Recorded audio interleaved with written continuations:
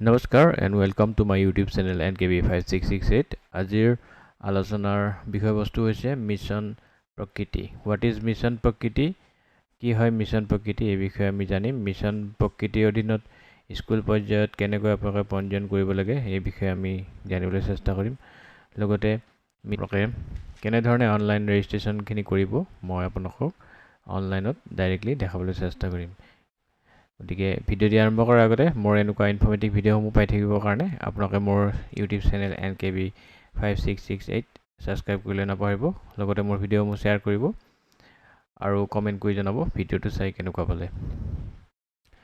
এতিয়া আহিছোঁ আমাৰ যি স্কুল লেভেল ৰেজিষ্ট্ৰেশ্যন যিবিলাক গভৰ্ণমেণ্ট প্ৰভিঞ্চিয়েল স্কুল সকলোবিলাক বিদ্যালয়ৰ মিছন প্ৰকৃতিৰ আণ্ডাৰত তেওঁলোকে ৰেজিষ্ট্ৰেশ্যন কৰিব পাৰিব আৰু ৰেজিষ্ট্ৰেশ্যন কৰাৰ লাষ্ট ডেট হৈছে 30 ছেপ্টেম্বৰ 2023।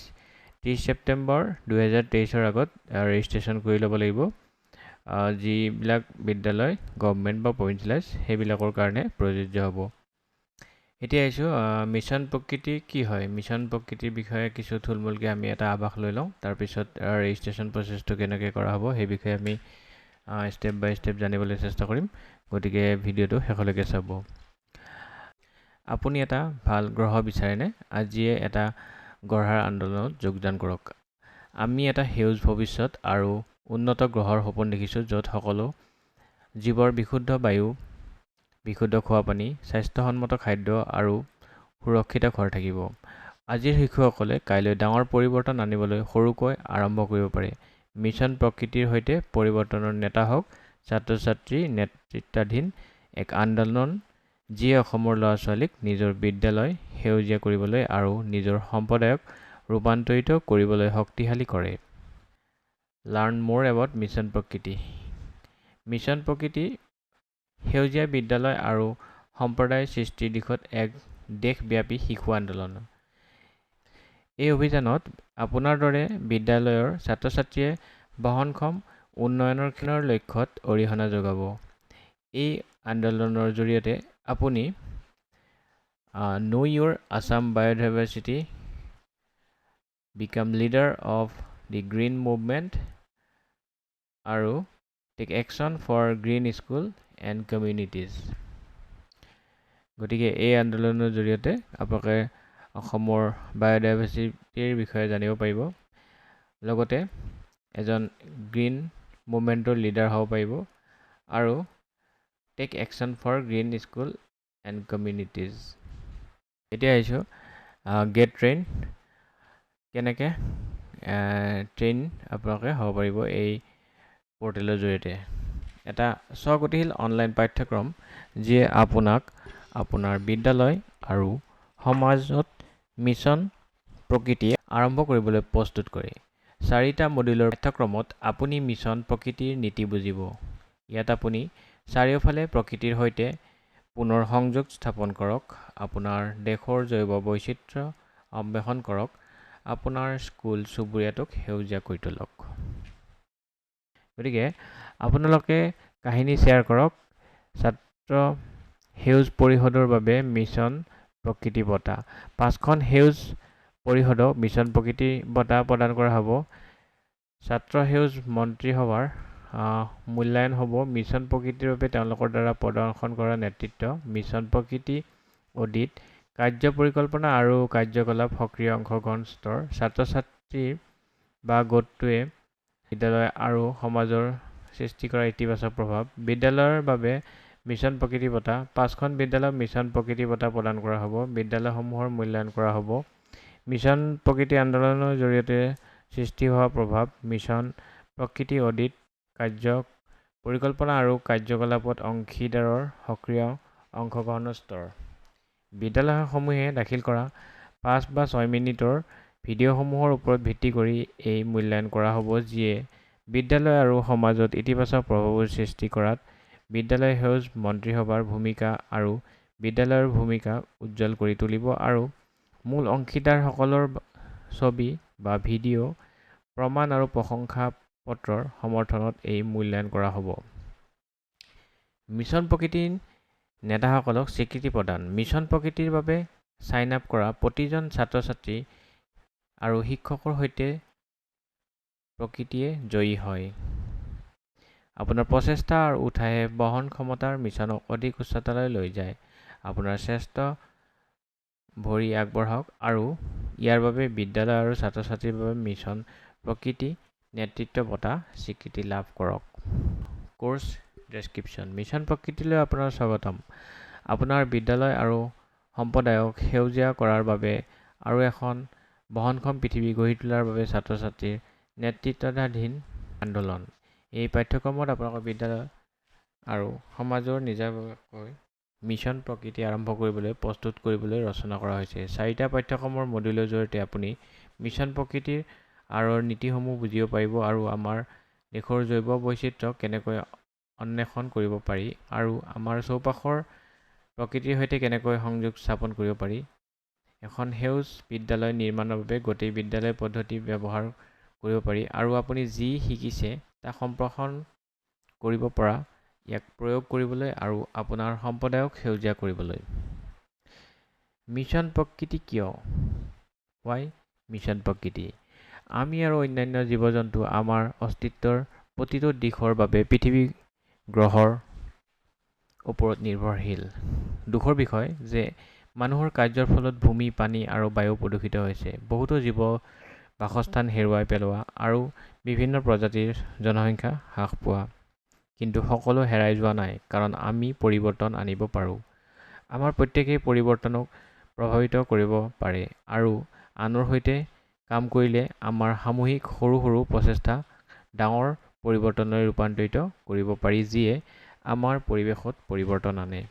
মিছন প্ৰকৃতিয়ে বিদ্যালয়ৰ ছাত্ৰ-ছাত্ৰীক সেউজ বিদ্যালয় নিৰ্মাণ আৰু তেওঁলোকৰ সম্প্ৰদায়ক সেউজ সম্প্ৰদায়লৈ ৰূপান্তৰিত কৰাৰ দিশত কাম কৰিবলৈ প্ৰস্তুত কৰে।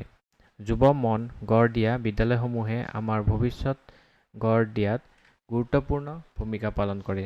বিদ্যালয়সমূহ হৈছে য'ত শিশুৱে অলপ সম্প্ৰদায় বিচাৰি পায়, বন্ধু, সমনীয়া আৰু সহায়কাৰী প্ৰাপ্তবয়স্ক যাৰ সৈতে তেওঁলোকে পৰিৱেশৰ ওপৰত আমাৰ প্ৰভাৱৰ বিষয়ে জানিব পাৰে, পৰিৱৰ্তনৰ বাবে সমৰ্থন গঢ়ি তুলিব পাৰে আৰু এখন সেউজ বিদ্যালয় গঢ়ি তোলাৰ বাবে আন্দোলন আৰম্ভ কৰিব পাৰে। তাৰ পিছত এই শিশুসকলক তেওঁলোকৰ স্থানীয় সম্প্ৰদায়লৈ নিজৰ প্ৰচেষ্টা সম্প্ৰসাৰণ কৰি তেওঁলোকে সেউজ সম্প্ৰদায়লৈ ৰূপান্তৰিত কৰিবলৈ সজ্জিত কৰা হয়। মিছন প্ৰকৃতি যাত্ৰাত সেয়েহে 3টা পদক্ষেপ অন্তৰ্ভুক্ত: প্ৰকৃতিৰ সৈতে সংযোগ স্থাপন, সেউজ বিদ্যালয় নিৰ্মাণ আৰু সেউজ সম্প্ৰদায় গঢ়ি তোলা। এই অভিযানৰ সময়ত আপোনাৰ কৃতিত্বই 2015 চনৰ ৰাষ্ট্ৰসংঘৰ সদস্য ৰাষ্ট্ৰসমূহে গ্ৰহণ কৰা লক্ষ্য আৰু লক্ষ্যৰ এটা গোট বহনক্ষম উন্নয়ন লক্ষ্য SDGত অৰিহণা যোগাব। SDGৰ লক্ষ্য হৈছে দৰিদ্ৰতাৰ অন্ত পেলোৱা, গ্ৰহটোক সুৰক্ষা দিয়া আৰু 2030 চনৰ ভিতৰত সকলো মানুহে শান্তি আৰু সমৃদ্ধি উপভোগ কৰে। মিছন প্ৰকৃতিত কেনেকৈ যোগদান কৰিব পাৰি? মিছন প্ৰকৃতিৰ সদস্য হৈ আপুনি প্ৰকৃত চেম্পিয়ন হোৱাৰ যাত্ৰা আৰম্ভ কৰিব। আপুনি আপোনাৰ সহপাঠী, শিক্ষক, অভিভাৱক আৰু সমাজৰ সৈতে কৰিব পৰা ব্যৱহাৰৰ ধাৰণা আৰু কাৰ্যকলাপৰ বাবে মিছন প্ৰকৃতিৰ হাতপুথিখন অন্বেষণ কৰিব পাৰে। এই সম্পদে আপোনাৰ সেউজ আন্দোলনৰ ত্বৰান্বিত কৰাত সহায় কৰিব। আপুনি এটা পৰিৱৰ্তন আনিব পাৰে। মিছন প্ৰকৃতিৰ বাবে ছাইন আপ কৰিবলৈ ইয়াত ক্লিক কৰক। গতিকে মিছন প্ৰকৃতিত ছাইন আপ কৰিবলৈ কাৰণে ক'ত ক্লিক কৰিব লাগিব মই আপোনাক অনলাইনত ডাইৰেক্টলি দেখাবলৈ চেষ্টা কৰিম। এতিয়া আহিছোঁ a framework that puts you at the heart of the environmental action. এনেকুৱা এটা ফ্ৰেমৱৰ্ক যিয়ে আপোনাক পৰিৱেশগত কাৰ্যৰ মূলত ৰাখে। মিছন প্ৰকৃতিৰ অধিক বহনক্ষম পৃথিৱীৰ পথ ব্যক্তিগত কাৰ্যৰ পৰা আৰম্ভ হয় আৰু বিদ্যালয়লৈ আৰু শেষত সামগ্ৰিকভাৱে সম্প্ৰদায়লৈ সম্প্ৰসাৰিত হয়। আপোনাৰ মিছন 3টা পৰ্যায়ত আগবাঢ়িব। 1 নম্বৰ, আপোনাৰ দেশক জনা; 2 নম্বৰ, সেউজ বিদ্যালয়; আৰু 3 নম্বৰ, আমাৰ সেউজ সম্প্ৰদায়সমূহ। 1 নম্বৰ, আমাৰ দেশক জনা। ভাৰতত বিশ্বৰ প্ৰায় 7 to 8% প্ৰজাতিৰ বাসস্থান। আমাৰ এই মেগা ডাইভাৰ্চিটি দেশখনত বহুতো স্থানীয় প্ৰজাতি আছে যিবোৰ পৃথিৱীৰ আন ক'তো পোৱা নাযায়। এইবোৰ কোনটো জানেনে? আমি যি জানো আৰু গুৰুত্ব দিওঁ তাক ৰক্ষা কৰাৰ সম্ভাৱনা বেছি। সেইবাবে মিছন প্ৰকৃতি যাত্ৰাত আপোনাৰ প্ৰথম পদক্ষেপ হ'ল আপোনাৰ দেশৰ চহকী জৈৱ বৈচিত্ৰ্যৰ বিষয়ে অধিক জনা।